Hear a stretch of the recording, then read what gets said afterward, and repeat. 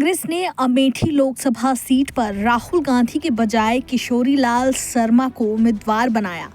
राहुल गांधी अब अपनी मां सोनिया गांधी की रायबरेली सीट से किस्मत आजमाएंगे। बीजेपी प्रत्याशी स्मृति ईरानी से लेकर पीएम मोदी तक राहुल गांधी पर हार के डर से अमेठी छोड़कर भागने का आरोप लगा रहे हैं, तो वहीं कांग्रेस इसे अपनी रणनीति का हिस्सा बता रही है। राहुल गांधी के रायबरेली से उतरने से अब अमेठी का चुनाव राहुल बनाम स्मृति ईरानी नैरेटिव होने के बजाय केएल शर्मा बनाम स्मृति के बीच होता नजर आएगा।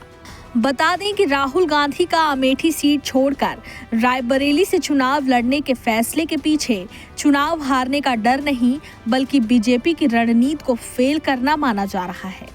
2024 के लोकसभा का चुनावी माहौल पूरी तरह से मोदी बनाम राहुल के इर्द गिर्द नजर आ रहा है। ऐसे में राहुल गांधी अगर अमेठी सीट से चुनावी मैदान में उतरते तो ये नैरेटिव बदलकर राहुल बनाम ईरानी हो जाता। कांग्रेस इस बार नैरेटिव को नहीं बनने के लिए केएल शर्मा का दांव खेल रही है और राहुल गांधी को रायबरेली सीट से उतारा गया है। कांग्रेस इस बार का लोकसभा चुनाव बहुत ही रणनीति के साथ लड़ रही है। पहली बार ये देखने को मिल रहा है कि बीजेपी ने कांग्रेस को अपनी पीठ पर लाकर खड़ा कर दिया। जहां पीएम मोदी को लेकर बीजेपी के तमाम नेताओं को अपनी अपनी रैलियों में सफाई देना पड़ रहा है। बीजेपी नेताओं को कहना पड़ रहा है कि सत्ता में आएंगे तो न संविधान बदला जाएगा और न ही आरक्षण खत्म करेंगे। इस नैरेटिव को राहुल गांधी ने बीजेपी के खिलाफ खड़ा किया है। वह कहते हैं कि 2024 का चुनाव मोदी बनाम राहुल के बीच सिमटने के बाद भी कांग्रेस के हौसले बुलंद हैं और बीजेपी के माथे पर बल दिख रहा है। कांग्रेस अब इस नैरेटिव को बनाए रखना चाहती है, जिसे तोड़ने के लिए राहुल गांधी को रायबरेली से उतारा गया ताकि राहुल बनाम ईरानी के बजाय केएल शर्मा बनाम स्मृति हो। स्मृति ईरानी को बहुत ज्यादा हाइप नहीं मिल पाएगी। कई वरिष्ठ पत्रकारों का कहना है कि राहुल गांधी इस बार अमेठी से चुनाव लड़ते तो हो सकता है कि वो जीत भी जाते, लेकिन उनके न लड़ने के पीछे दूसरा बड़ा कारण है। स्मृति ईरानी के खिलाफ चुनाव लड़कर अब उन्हें बहुत ज्यादा सियासी अहमियत नहीं देना चाहते हैं। स्मृति ईरानी को राजनीतिक पहचान सिर्फ इसलिए मिली क्योंकि अमेठी में राहुल गांधी के खिलाफ वो चुनाव लड़ी और उन्हें चुनाव हराने में कामयाब भी रही।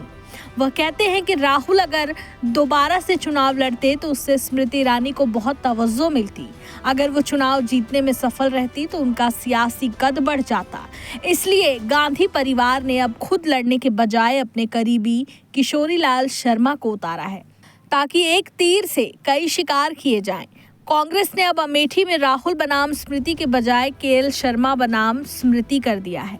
इधर राहुल गांधी ने अमेठी छोड़कर बीजेपी को घेरने का मौका फिलहाल जरूर दे दिया, लेकिन अब अमेठी में स्मृति ईरानी के पास केएल शर्मा पर निशाना साधने के लिए कोई खास मुद्दा नहीं होगा। किशोरीलाल शर्मा पर अब स्मृति ईरानी क्या आरोप लगाएंगी?